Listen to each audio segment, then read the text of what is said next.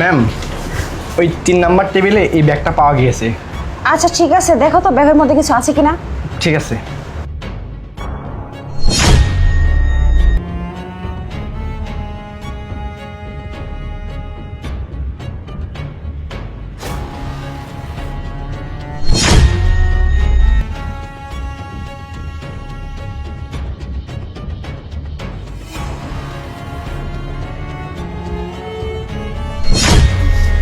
না ম্যাম, এটার মধ্যে কিছু নেই। কিছু কলম, কিছু খাতা আর কিছু বই আছে শুধু। কি করবো এটা? ঠিক আছে, ব্যাগটা রেখে দাও, কেউ যদি এসে খোঁজ করে তাকে দিয়ে দিও। ম্যাম, বাইরে 7 নাম্বার টেবিলে এই ব্যাগটা পাওয়া গেছে। ও, দেখো তো খুলে কিছু আছে কিনা ব্যাগের ভিতরে। আচ্ছা ঠিক আছে ম্যাডাম।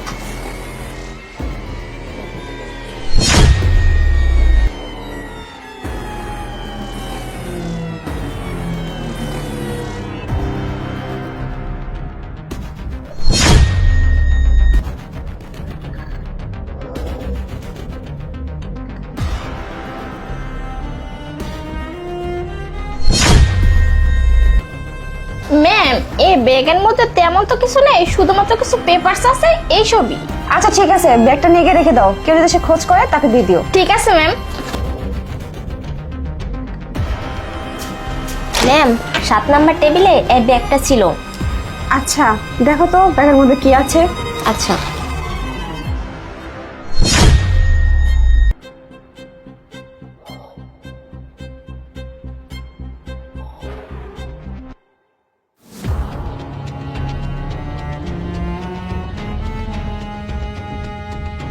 ম্যাম, এখানে একটা পার্স আছে আর ভিতরে কিছু কসমেটিক জিনিস আছে। এটা মনে হচ্ছে মেয়েদেরই ব্যাগ। আচ্ছা তুমি এক কাজ করো, তুমি রেখে দাও, কেউ যদি এসে খোঁজ করে তাহলে তাকে দিয়ে দিও। আচ্ছা ঠিক আছে।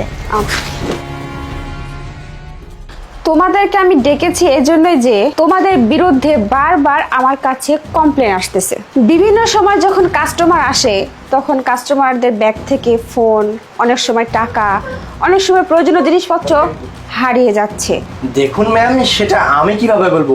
আমার যে সাইটটা, আমি আমার সাইটে অল ক্লিয়ার। আমার বিরুদ্ধে কেউ অবজেকশন দিছে বলে আমার মনে হয় না।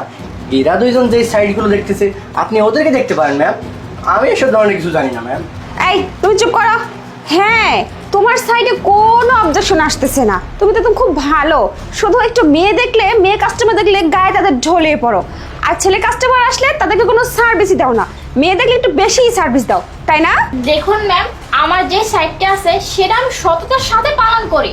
আর যদি কোনো জিনিস পেয়ে থাকি সেটা আপনার কাছে নিয়ে আসি। আর দেখুন ম্যাডাম, আমার কি মনে হচ্ছে এই যে ইনি তো ওনার দায়িত্ব পালন করে না। যা জিনিসপাতি আছে হয়তো বা উনি চুরি করে, তাতে কি হচ্ছে আমাদের মান সম্মান যা আছে সব কিছু নষ্ট হয়ে যাচ্ছে, আমাদের কোম্পানির মান সম্মান নষ্ট হচ্ছে। তার জন্য ম্যাডাম বলছি কি, এনাকে চাকরি থেকে বের করেই দিন। এই একদম চুপ, চোরের মায়ের বড় গলা, তাই না? আপনার আর নয়ন সাহেবের সাইড থেকেই সবসময় কমপ্লেন আসতে থাকে, লিমার সাইড থেকে কোনো কমপ্লেন আসে না। আপনারা দুইজন কাস্টমারদের সাথে অনেক রাপ আচরণ করেন, তাদের ব্যাগ থেকে জিনিসপত্র চুরি করে নেন। আর এই যে নয়ন সাহেব, আপনি তো মেয়ে দেখলেই ঢলে পড়েন, আর ঢলে পড়ে তাদের সাথে মাখামাখি করে কানের দুল, স্বর্ণের চেন, টাকা পয়সা হাতিয়ে নেন। আর শান্তা, এই যে আপনি তো ছেলে মানুষের পকেট থেকে মানি ব্যাগ, ফোন, বিভিন্ন কিছু হাতিয়ে নেন। আর কেউ যদি ভুলে কোনো কিছু রেখে যায় সেটা ফেরত দেন না, তাদের ব্যাগ থেকে বিভিন্ন কিছু হাতিয়ে নেন আর এসে আমার কাছে নাটক করেন যে এই কাস্টমার এটা রেখে গেছে, ওটা রেখে গেছে, আমি কিছু বুঝি না। আর এই যে লিমাকে দেখুন, ওর সাইডে কেউ যদি কোনো কিছু ভুলে রেখে যায় সেটা আমার কাছে এসে সরাসরি জমা দেয়, ও কোনো কিছু হাতিয়ে নেয় না। আর ওর বিরুদ্ধে এমন কোনো কমপ্লেন আসেনি আজ পর্যন্ত যে ওর রিপোর্ট খারাপ বা ও কোনো কাস্টমারের সাথে খারাপ ব্যবহার করছে, ও কোনো কাস্টমারের কাছ থেকে কোনো কিছু নিয়ে নিছে। আর আপনারা কি করতেছেন? আপনারা দুজন তো কাস্টমারদের সাথে খারাপ ব্যবহার করেনি, সাথে সাথে আমার এই কোম্পানির রেস্টুরেন্টের আপনারা মান সম্মান মাটির সাথে ধুলোয় মিশিয়ে দিচ্ছেন। আপনারা যদি এইভাবে কাজ করতে থাকেন তাহলে তো আমার এই কোম্পানির দুদিনে ধূলিসাৎ হয়ে যাবে। আমি তো মানুষের সামনে মুখ দেখাতে পারবো না। আমার মান সম্মান যা নষ্ট করেন না আপনারা করে দিছেন, কিন্তু লিমা সততার সাথে কাজ করে আমার মুখটা উজ্জ্বল করছে। তাই শুনুন, আপনাদের দুজনকে বলছি, আপনাদের দুজনের না আমার এই কোম্পানিতে কোনো দরকার নেই। যেসব কর্মচারী অসৎ তাদের দিয়ে আমার কোনো কাজ নেই।